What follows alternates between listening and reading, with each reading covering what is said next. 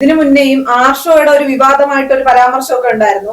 അന്നൊക്കെ എന്താണ് പൊട്ടിത്തെറിച്ച് അല്ലെങ്കിൽ വലിയ രീതിയിൽ പ്രതികരിച്ച ബി.ജെ.പിയിലെ വനിതാ നേതാക്കൾ അല്ലെങ്കിൽ മഹിളാ മോർച്ചയിലുള്ളവർ എന്ത് നിലപാടായിരിക്കും ഇതിലെടുക്കുന്നത്? ഇതിലും അവർ അതേ സ്ത്രീപക്ഷ നിലപാട് എടുക്കുമോ, അതോ പാർട്ടി പ്രവർത്തകനെ സംരക്ഷിക്കുമോ? അല്ല, ഇക്കാര്യത്തിൽ ഞാൻ ആർഷോയെ ഒരു വിഷയത്തിൽ ഞാൻ ആർഷോയെ പിന്തുണയ്ക്കുന്നുണ്ട്. കാരണം ആർഷോ വായി കൊണ്ട് പറഞ്ഞിട്ടുള്ളൂ, ഇത്തരത്തിൽ അതിക്രമം നടത്തിയില്ല, പ്രവൃത്തി പദത്തിൽ എത്തിച്ചിട്ടില്ല. പക്ഷേ മറ്റൊരു പ്രവൃത്തി പദത്തിൽ എത്തിച്ച അംഗീകാരം ബി.ജെ.പി നേതാവിന് സ്വന്തമായിട്ടുണ്ട്. എന്തായാലും ആർഷോ ഉൾപ്പെടെയുള്ളവർ ആര് തന്നെ സ്ത്രീകൾക്കെതിരെ നിലപാട് എടുത്താലും, സ്ത്രീകൾക്കെതിരെ ഇത്തരത്തിലുള്ള കുൽസിത പ്രവർത്തനം നടത്തിയാലും അവരെ അംഗീകരിക്കാൻ കേരളീയ സമൂഹം തയ്യാറാകില്ല. ആർഷോയ്ക്കെതിരെ അന്ന് ശക്തമായ പ്രതിഷേധം കേരളീയ സമൂഹത്തിന്റെ ഭാഗത്തുനിന്ന് ഉണ്ടായതാണ്.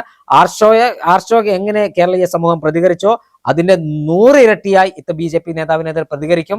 കാരണം ആർഷോ AISFന്റെ ഒരു വനിതാ നേതാവിനെയാണ് ഇത്തരത്തിൽ വെർബൽ റേപ്പ് ചെയ്തതെങ്കിൽ ഈ ബി.ജെ.പി നേതാവ് കയറി പിടിക്കുന്ന സാഹചര്യത്തിലേക്ക് എത്തിയിരിക്കുകയാണ്. അതായത് സ്വന്തം വീട്ടിലേക്ക് കടന്നു വന്നിട്ടാണ് ഇവർ ഇത്തരം കുൽസിത പ്രവർത്തി നടത്തുക. അവന്റെ മാനസികാവസ്ഥ ആലോചിച്ച് നോക്ക്.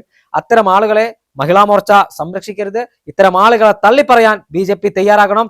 4 വോട്ടിന് വേണ്ടി ഇത്തരം ക്രിമിനലുകളെ ചേർത്ത് പിടിക്കാനാണ് ബി.ജെ.പി ശ്രമിക്കുന്നെങ്കിൽ ബി.ജെ.പി നേതാക്കന്മാരുടെ മുഖത്ത് കേരളത്തിലെ സ്ത്രീകൾ കാർക്കിച്ചു തുപ്പുന്ന ദിനം വിദൂരമല്ല.